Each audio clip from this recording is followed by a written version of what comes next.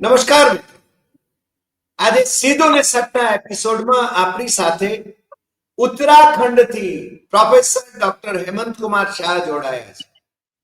અને આજે હેમંતભાઈ એમનું વચન પાળવાના છે, કારણ કે ગુજરાતમાં હતા અને પ્રવાસમાં નહોતા ત્યારે એમણે ગુજરાતમાં એસઆઈઆર એનો અમલ કઈ રીતે થવાનો છે એના વિશે એ વાત કરવાના હતા. અને આજે એમણે અમારી સાથે જોડાવાનું પસંદ કરીને ગુજરાતના મતદારોને, લાયક મતદારોને, યોગ્ય મતદારોને પોતાના મતથી વંચિત ન થવા માટે શું કાળજી રાખવી અને એસઆઈઆર ના અમલીકરણ પાછળ ચૂંટણી પંચના અને ભારતીય જનતા પાર્ટી, જે આમ તો ચૂંટણી પંચનું જે સૂત્ર સંચાલન કરે છે, કારણ કે હવે ચૂંટણી પંચ નિષ્પક્ષ રહ્યું નથી એ આપણે સૌ જાણીએ છીએ.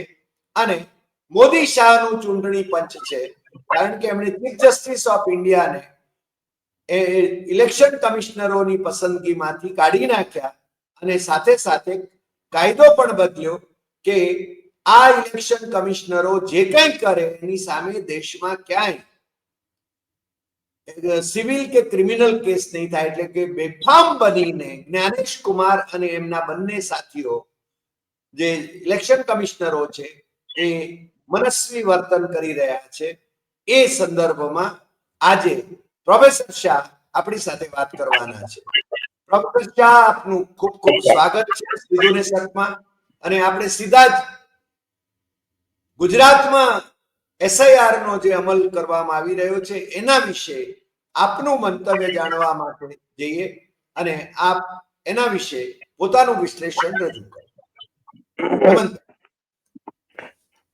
નમસ્કાર મિત્રો. બિહારમાં વિધાનસભાની ચૂંટણી ગઈકાલે શરૂ થઈ. એ પહેલા જ ચૂંટણી પંચે મતદાર યાદીમાં, જેને SIR કહેવામાં આવે છે, સ્પેશિયલ ઇન્ટેન્સિવ રિવિઝન, વિશેષ સઘન સુધારણા કાર્યક્રમ શરૂ કર્યો. અને એનો દાવો જ એવો કે આ કાર્યક્રમ બહુ સફળ થયો છે, કારણ કે જે પ્રેસ ઇન્ફોર્મેશન બ્યુરોએ જે પ્રેસ નોટ આપી છે એમાં આવો દાવો કરવામાં આવ્યો છે કે આ કાર્યક્રમ બહુ સફળ થયો છે. એટલે હવે એને 27મી ઓક્ટોબરે એમ જાહેર કર્યું કે ગુજરાત સહિતના 9 રાજ્યો અને 3 કેન્દ્ર શાસિત પ્રદેશોમાં આ કાર્યક્રમ હાથ ધરવામાં આવશે. એટલે કે મતદાર યાદીઓમાં સુધારા કરવામાં આવશે. આ જે કંઈ સુધારા કરવાની એને સત્તા છે એ બંધારણની કલમ નંબર 324 હેઠળ પ્રાપ્ત થઈ છે અને લોક પ્રતિનિધિત્વ ધારો 1950 એની કલમ 21 હેઠળ એને આ સત્તા પ્રાપ્ત થઈ છે. એટલે એ સુધારા કરે એમાં કઈ વાંધો હોઈ શકે નહીં. પણ સવાલ ઉભો એ થાય છે કે એ સુધારા કેવી રીતે થઈ રહ્યા છે અને એ બંધારણ અનુસાર થઈ રહ્યા છે કે કાયદા અનુસાર થઈ રહ્યા છે. એવા સવાલો મને લાગે છે કે બહુ વધારે મહત્વના છે. અત્યારે જે જાહેર થયું છે પ્રેસ ઇન્ફોર્મેશન બ્યુરોની જે પ્રેસ નોટ છે એમાં જે જાહેર કરવામાં આવ્યું છે તે એવું છે કે જે મતદારનું નામ મતદાર યાદીમાં 27મી ઓક્ટોબર 2025 ના રોજ નોંધાયેલું હશે એને એક છાપેલું ફોર્મ આપવામાં આવશે. અને એ ફોર્મ થોડું ઘણું તો ભરેલું હશે, પણ બાકીની બધી વિગતો નાગરિકોએ પોતાની વિગતો એ ફોર્મમાં ભરવાની છે. અને આ ફોર્મ ભરવા માટે અને ભરાયેલું ફોર્મ લઈ જવા માટે જે બૂથ સ્તરના અધિકારી છે એને BLO કહે છે, એ BLO ઘરે ઘરે ફરશે. ઓછામાં ઓછું 3 વખત તમારે ત્યાં આવશે એવું એમાં કહેવામાં આવેલું છે. એટલે આ જવાબદારી છે તે નાગરિકોની છે, પોતાનું મતદાર તરીકે નામ નોંધાય એની. અને જો એ રદ કરવામાં આવે તો એની સામે એમણે શું કહેવાય કે વાંધા રજૂ કરવાના છે. આ મને લાગે છે કે બહુ મહત્વનો મુદ્દો છે. એનું કારણ એ છે કે બિહારમાં જે થયું છે તેમાં આશરે 65 લાખ જેટલા મતદારો નો નામ રદ થઈ ગયા છે મતદાર યાદીમાંથી. અને એ ખરેખર બહુ જ ગંભીર બાબત છે. આવું એટલા માટે ગંભીર બાબત છે. જી હેમંત, ફાઇનલ ફિગર 69 લાખ છે. હા 69 લાખ. હા, એ જે છેલ્લો આંકડો આવ્યો છે તે પણ શંકાસ્પદ છે. એનું કારણ એ છે કે આ આંકડો તો ચૂંટણી પંચ પોતે આપે છે, પણ સ્થાનિક સ્તરે જે કામ કરનારા લોકો છે એમનું કહેવાનું એવું છે કે એમના મત વિસ્તારમાંથી જેટલા મત રદ થયા, મતદાર યાદીમાંથી નામ જેટલા રદ થયા, એના કરતા એ જે જાહેર થઈ છે એના કરતા ઘણા વધારે બીજા છે, એવું પણ ઘણા મિત્રો જે સ્થાનિક સ્તરે કામ કરે છે એ કહે છે. એટલે કહેવાનો મુદ્દો એ છે કે આવી રીતે જો રદ ના થઈ જાય એને માટે મતદારોએ ખાસ જાગૃત થવાની જરૂર છે. હવે જુઓ, એક વસ્તુ કાયદા અનુસાર શું છે અથવા તો નિયમો મુજબ શું છે એની વાત કરીએ. જો કોઈ મતદારનું નામ રદ થઈ જાય ચૂંટણી પંચની મતદાર યાદીમાંથી, તો એણે પોતાનો વાંધો રજૂ કરવાનો છે. હવે આ વાંધો રજૂ કરવો એ એનો અધિકાર છે. એટલે અત્યારે 4 ડિસેમ્બરે આ ફોર્મ આપવાની, ફોર્મ ભરવાની, ફોર્મ પાછા લેવાની જે પ્રક્રિયા છે એ પૂરી થવાની છે ગુજરાતમાં, અને 9મી ડિસેમ્બરે એની મુસદ્દા યાદી જાહેર થશે કે ભાઈ આ મતદાર યાદી છે અને તમે જોઈ લો કે તમારું નામ એમાં છે કે નહીં, અથવા તમારા પરિવારના કોઈ સભ્ય કે જે 18 વર્ષથી ઉપરની વ્યક્તિ છે એના નામ એમાં છે કે નહીં તમે જોઈ લો. અને જો તમારું નામ ના હોય તો તમને તમારે એની રજૂઆત કરવાની છે. હવે કાયદો અને નિયમો એવું કહે છે કે કોઈ પણ મતદારનું નામ રદ કરવામાં આવે મતદાર યાદીમાંથી તો ચૂંટણી પંચે એને માટે કારણ આપવાનું છે કે તમારું નામ કેમ રદ કરવામાં આવ્યું છે. હવે તકલીફ એ છે કે જે નામો રદ કરવામાં આવ્યા છે બિહારમાં મતદાર યાદીમાંથી, એમાં કોઈની પણ પાછળ કારણ નથી આપવામાં આવ્યું.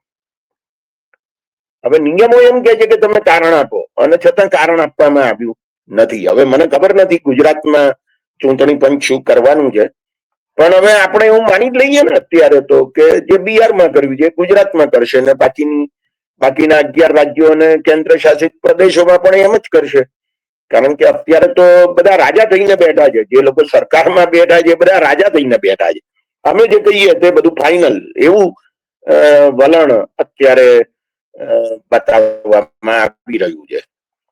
જે 11 દસ્તાવેજો રજૂ કરવાના છે, અથવા એમાંથી કોઈ પણ એક દસ્તાવેજ રજૂ કરવાનો છે પુરાવા તરીકે કે અમે આ દેશના નાગરિક છીએ અથવા તો અમે મતદાર છીએ, એને માટે જે પુરાવા રજૂ કરવાના છે એમાં જે મુખ્ય બાબત છે તે એવી છે કે એમાં આધાર કાર્ડ નહીં ચાલે.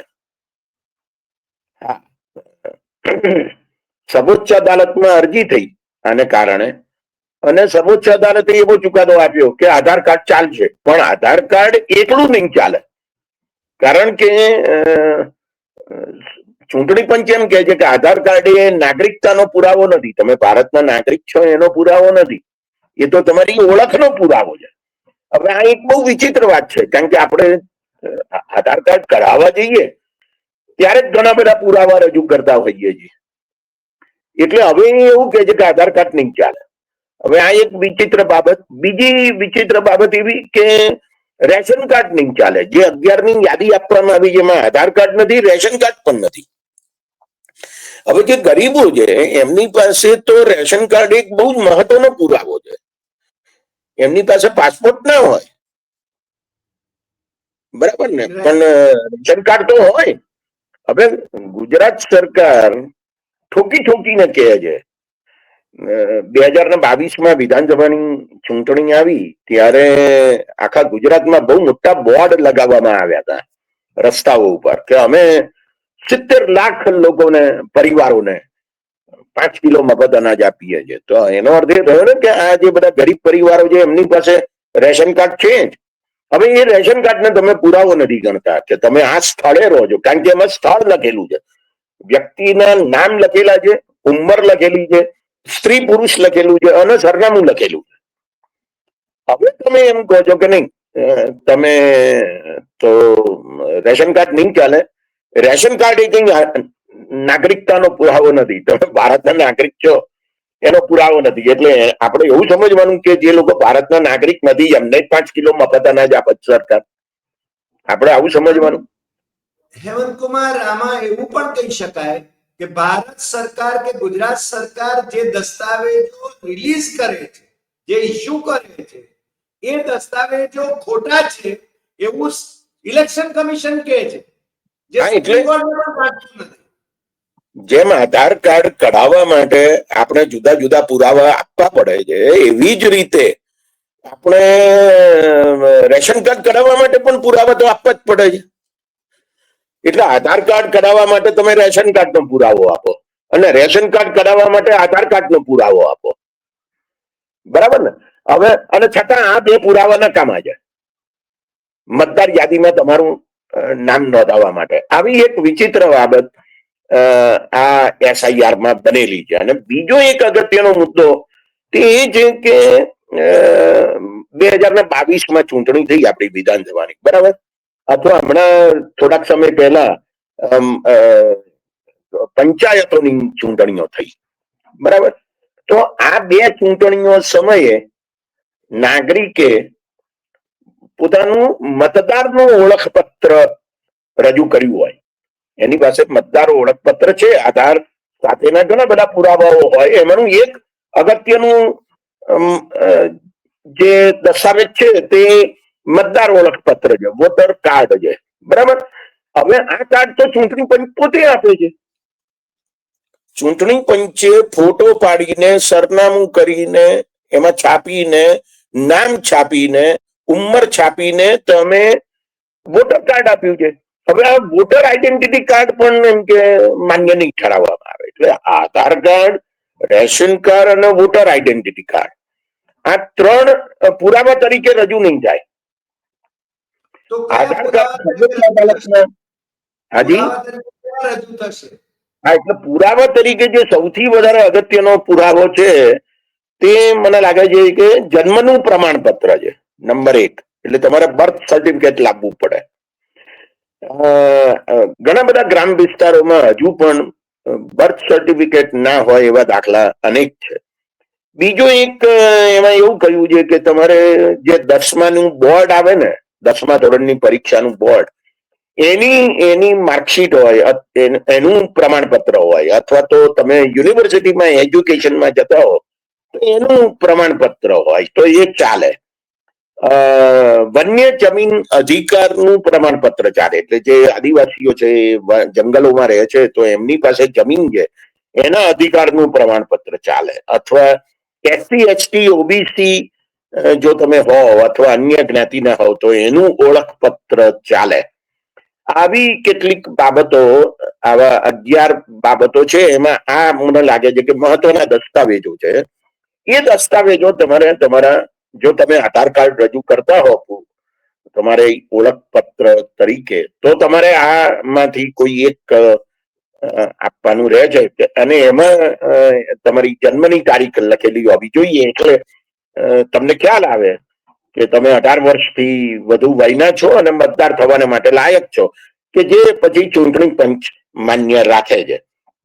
એટલે આ દ્રષ્ટિએ મને લાગે છે કે ગુજરાતમાં હવે જે અત્યારે પ્રક્રિયા શરૂ થઈ છે એમાં નાગરિકોએ આ બાબતને ધ્યાનમાં રાખવાની જરૂર છે.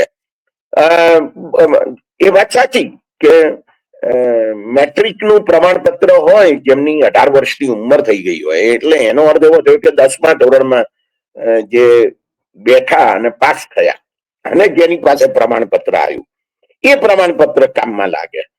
હવે આવું તો કેટલા લોકો પાસે હોય, કેટલા જેમની 18 વર્ષની ઉંમર થઈ ગઈ હોય પણ જેમણે 5મા ધોરણ પછી, 8મા ધોરણ પછી શાળા છોડી દીધી હોય, ભણવાનું છોડી દીધું હોય. અને આ તો એક હકીકત છે, બરાબર? કારણ કે લગભગ પહેલા ધોરણમાં ગુજરાતમાં 17 લાખ જેટલા વિદ્યાર્થીઓ બેસે, દાખલ થાય છે આશરે.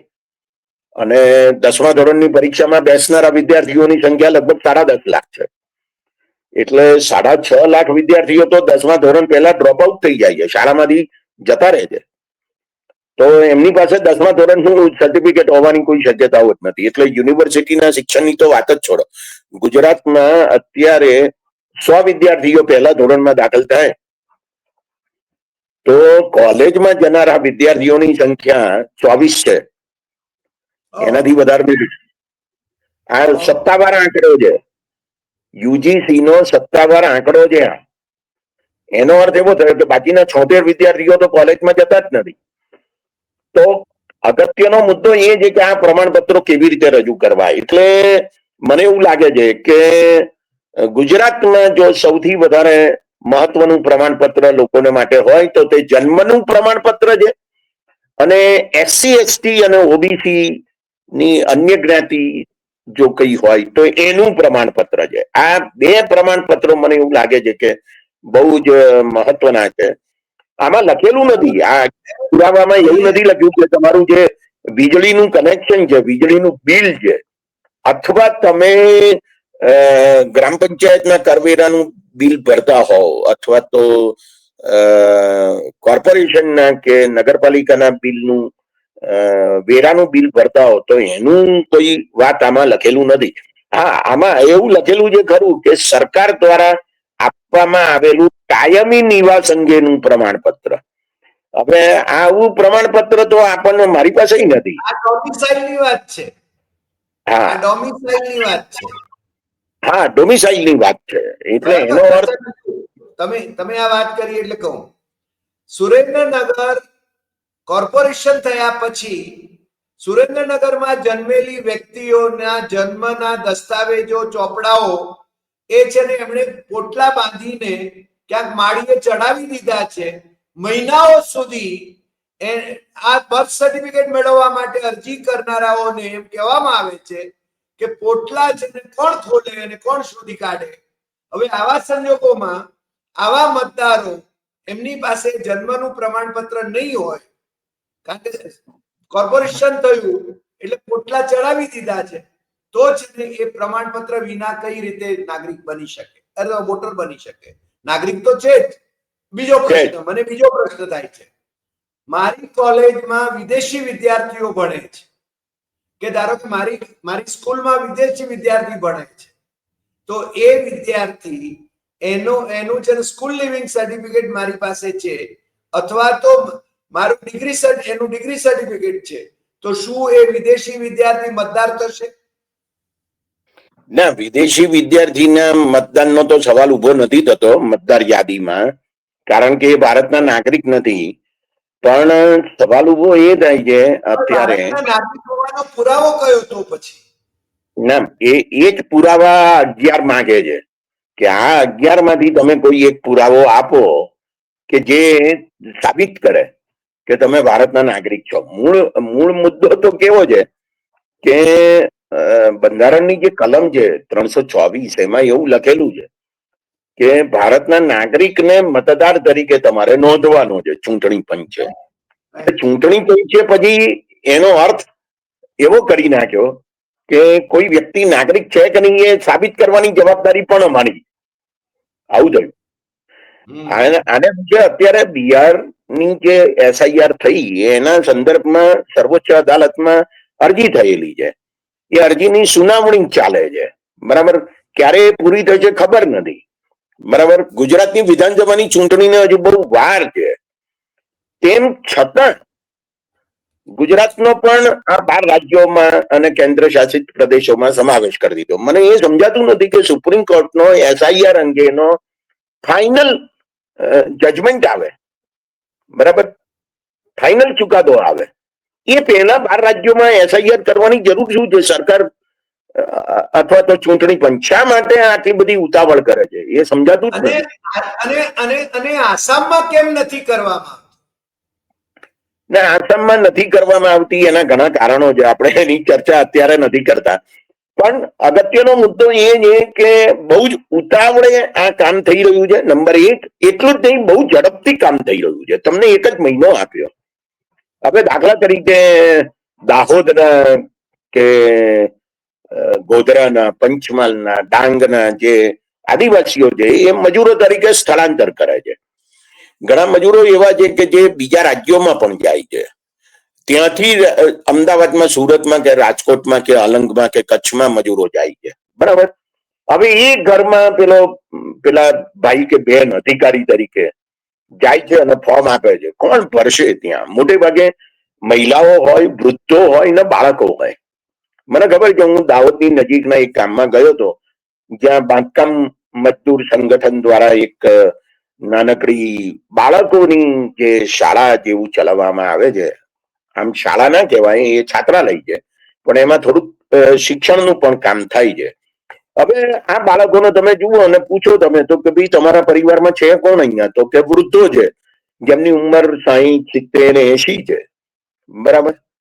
હવે એમને તમે પેલું ફોર્મ આપો છો અને એમ કહો છો કે તમે ફોર્મ ભરો અને તમારા પરિવારમાં જેટલા 5-7 જણા છે એ બધાના નામોના ની સામે દસ્તાવેજો આપો. દરેકના. આ કોઈ એક જ પરિવારનો દસ્તાવેજ આપવાનો એમ ને, દરેકનો દસ્તાવેજ આપવાનો છે. અને રેશન કાર્ડ તો ચાલે નહીં પાછું, આધાર કાર્ડ તો ચાલે નહીં. આધાર કાર્ડ હોય તો પણ એ તો જે વ્યક્તિ મજૂર તરીકે સુરત ગઈ હોય કે અમદાવાદ કે કચ્છમાં ગઈ હોય એ તો પોતાનું આધાર કાર્ડ સાથે લઈને ગઈ હોય. તો આવી જે બધી પ્રેક્ટિકલ સમસ્યાઓ છે એ બહુ મહત્વની સમસ્યાઓ છે. અને મારે એક વાત ખાસ કહેવી છે, અને આ વાત બહુ ભયંકર છે. જે વ્યક્તિનું નામ મતદાર યાદીમાંથી રદ થઈ જશે એ વ્યક્તિ ભારતની નાગરિક નથી એવું ગણવામાં આવશે. હવે હું કલ્પના કરું છું, એવું નથી. બિહારના એક મિત્ર છે, એમણે પરમ દિવસે જ અમદાવાદમાં જે રજૂઆત કરી એમાં એમણે એક માજીનો ફોટો બતાવ્યો. 80 વર્ષથી ઉપરની ના એ માજી, એમનો ફોટો બતાવ્યો. એ વિધવા છે અને એ કંઈ પોતાના પુરાવા ને એ બધું રજૂ કરી શક્યા નહીં, એટલે કોઈ પણ રીતે એમનું નામ મતદાર યાદીમાંથી રદ થઈ ગયું. પરિણામ શું આવ્યું ખબર છે? કે જુલાઈ ઓગસ્ટમાં પ્રક્રિયા થઈ મતદાર યાદી સુધારણાની, SIR ની. એમનું નામ રદ થઈ ગયું. એ કંઈ વાંધા રજૂ કરી શક્યા નહીં. એટલે પરિણામ એ આવ્યું કે એમને જે વિધવા પેન્શન મળતું હતું એ પેન્શનની યાદીમાંથી એમનું નામ કાઢી નાખ્યું ને એમને વિધવા પેન્શન મળવાનું બંધ થઈ ગયું. હવે આ હિન્દુ જો, મુસલમાન નથી. મારા આ કહેવું જોઈએ, ખાસ કહેવું જોઈએ અત્યારે. આજે માજી છે એ હિન્દુ છે. એમની બીજેપી ના MLA નું નામ છે ને એ નહોતું, એને વિદેશી ગણાયું હતું. એટલે અને આ જે શું કહેવાય, જે માજી છે એમના નામની પાછળ દેવી શબ્દ આવે છે. બોલો. એટલે કહેવાનો મુદ્દો એ છે કે આ બાબત બહુ ગંભીર છે અને ગુજરાતમાં બધા નાગરિકોએ પોતાનું નામ મતદાર યાદીમાંથી રદ ન થઈ જાય, અને થાય તો હોબાળો કરો. તમે શાનું રદ થાય? બધા ભેગા થઈને ચૂંટણી પંચની ઓફિસે જાઓ કે કેમ આવું થાય છે. બરાબર, અમારા નામ આવવા જ જોઈએ મતદાર યાદીમાં. એ આગ્રહ જો નહીં રાખવામાં આવે તો મને લાગે છે કે બહુ ગંભીર સમસ્યા આપણા સૌને માટે ઊભી થઈ શકે એમ છે. એક ભણેલા માણસ તરીકે મને પોતાને ટેન્શન છે કે મારું નામ મતદાર યાદીમાં છે કે નહીં. હવે મારે ખાસ કાળજી રાખવી પડશે. જો એક બહુ મહત્વનો મુદ્દો કહું સાહેબ, હું અત્યાર સુધી એકવાર મેં નામ મતદાર યાદીમાં નોંધાયું. બરાબર, હું જયારે 18 વર્ષ, એ વખતે 21 હતા, એટલે 21 વર્ષનો જયારે થયો ત્યારે મેં મારું નામ નોંધાયું 1979 મતદાર યાદી તરીકે. હવે એ પછી હું કદી પણ મારું નામ મતદાર યાદીમાં છે કે નહીં એની કાળજી રાખવા ગયો જ નથી. છે જ. આ ચૂંટણી પંચની જવાબદારી છે અને એ છે જ. પણ અત્યારે મને હવે ચિંતા થઈ છે કે મારું નામ મતદાર યાદીમાં રહેશે કે નહીં. નહીં. અને બીજો પ્રશ્ન છે, છેલ્લો પ્રશ્ન એક કરી લઉં. જી. તમે આજે ઉત્તરાખંડમાં છો, તમે છે ને ચેન્નઈ જશો, તમે છે ને ન્યુયોર્ક જશો. હું તમને મારી પણ વાત કરું. ધારો કે મારું નામ અમદાવાદની વોટર્સ લિસ્ટમાં છે અને હું ગામ વધારે સમય ગાળું છું, મારા સોસાયટીના ચેરમેનને મેં કહ્યું કે હવે તો મારું નામ રદ ન થઈ જાય એ તમારે જોવાનું છે. તમારા માટે, મારા માટે, પ્રવાસ કરનારા માટે, માત્ર મજૂરો માટેનો, સ્થળાંતરિત મજૂરો માટેનો, કામદારો માટેનો પ્રશ્ન નથી, તમારા મારા માટે પણ આ જ પ્રશ્ન છે કે પેલો જે માણસ 3 વખત આવવાનો છે એ આવે ત્યારે આપણે હાજર રહેવાનું, એ આપણને છે ને ઇન્ફોર્મ કરીને આવવાનો છે કે આ તારીખે તમારી મુદત છે, અમે આવીશું તમારે ઘરે, કે ગમે ત્યારે આવી જશે. પ્રશ્ન આ છે કે ધારો કે હું મારા વતનમાં હોઉં, મારું અમદાવાદ હું કામ કરતો હું, નોકરી કરતો હું, તો મારું નામ રદ નહીં થઈ જાય એની ખાતરી શું? તમે પ્રવાસમાં છો, જેટલી વખત 3 વખત પેલો આવે છે અને તમે પ્રવાસમાં છો, તમારું નામ રદ થઈ જશે? પ્રશ્ન તો થાય છે ને. એટલે મને એવું લાગે છે કે આપણે બધાએ આ બાબતમાં વધારે કાળજી રાખવાની જરૂર છે. અને દેશમાં ગુજરાતમાં જે નાની મોટી સંસ્થાઓ કામ કરે છે, બરાબર, તો એ બધી સંસ્થાઓએ પણ આ જવાબદારી લેવી જોઈએ. આપણે ત્યાં જ્ઞાતિઓના મંડળો કેટલા બધા છે. એ બ્રાહ્મણોનું મંડળ છે, એ ઓબીસી નું છે, એ આ વાણિયાઓનું છે, બરાબર, જુદી જુદી અનેક જ્ઞાતિઓના મંડળો છે, પેટા જ્ઞાતિઓના પણ મંડળો છે. બધી જ્ઞાતિઓના મંડળોએ પણ આ ધ્યાનમાં રાખવા જેવું છે કે એમની જ્ઞાતિના કોઈ નાગરિક નું નામ મતદાર યાદીમાંથી રદ ના થાય અને જેમની 18 વર્ષની ઉંમર થઈ ગઈ છે એનું નામ એમાં ઉમેરવું. હાજી, યોગ્ય લાયકાત વાળાનું નામ રદ ન થવું જોઈએ, ન થવું જોઈએ અને જેની લાયકાત છે એનું ઉમેરાવું જોઈએ. કારણ કે અત્યારે ગુજરાતમાં એવું નક્કી થયું છે કે 2002 ની જે યાદી છે એ આખરી યાદી છે, એનો આધાર ગણવામાં આવ્યો છે. મને એ પણ સમજાતું નથી કે 2002 શું કરવા, કે 2022 કેમ નહીં, બરાબર, પણ 2002 ને ધ્યાનમાં લીધું છે. ઓકે, હવે 2002 પછી ઘણા બધા 18 વર્ષની ઉંમરના થયા, બરાબર, એમનું નામ મતદાર યાદીમાં છે જ, રાઈટ, કારણ કે એમણે 2022માં પણ મતદાન કર્યું હોય ને, પછી પંચાયતની કે પાલિકાની ચૂંટણી આવી હોય તો એમાંય મતદાન કરેલું હોય. એટલે ઘણા બધા એવા મતદારો છે કે જે 18 વર્ષની ઉંમરના 2002 પછી થયા છે, બરાબર, અને એમનું મતદાર યાદીમાં નામ છે. પણ તમારે એવું માની નથી લેવાનું કે અમારું મતદાર યાદીમાં નામ છે એટલે અમારે ચિંતા કરવાની જરૂર નથી. 9મી ડિસેમ્બરે જયારે મુસદ્દો બહાર પડે ત્યારે એ ચેક કરવાની જવાબદારી તમારી છે. હવે આ અઘરું છે કારણ કે આ ઓનલાઈન થવાનું છે, બરાબર, અને એના જે દસ્તાવેજો છે, મતદાર યાદીઓ છે, એ કોની પાસે આવશે એ તો હજુ કઈ ખબર નથી. તમે અત્યારે જો મતદાર નોંધણી અધિકારી અને બૂથ સ્તરના અધિકારી એટલે BLO અને ERO આ બધાની પૂરતા પ્રમાણમાં તાલીમ પણ નથી થઈ ને એમને ઘણા બધાને કશી ખબર નથી એવા સમાચાર આવી રહ્યા છે, બરાબર. એટલે એ પ્રકારના સંજોગોમાં આ ચૂંટણી પંચે જે ઉતાવળ કરી છે, જે ઝડપ બતાવી છે, એ આશ્ચર્યજનક છે અને આઘાતજનક છે. આમ જુઓ તો એનું કારણ એ છે કે હું નાગરિક હોઉં, અત્યાર સુધી મતદાર હોઉં અને છતાં મતદાર યાદીમાંથી મારું નામ જતું રહે એટલે હું ન મતદાર રહું ન નાગરિક રહું. આ તો કેટલી ભયંકર બાબત થઈ ગઈ. આ તો જે મૂળભૂત માનવ અધિકાર છે, બરાબર, એનો જ ભંગ થાય. એટલે ખરેખર તો સુપ્રીમ કોર્ટમાં જે અરજી થઈ છે એનો ચુકાદો આવે ત્યાં સુધી ચૂંટણી પંચે રાહ જોવી જોઈતી હતી કે શું ચુકાદો આવી રહ્યો છે.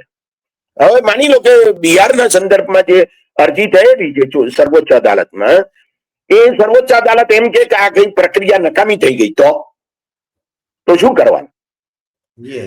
એટલે આ બહુ પાયાના સવાલો છે.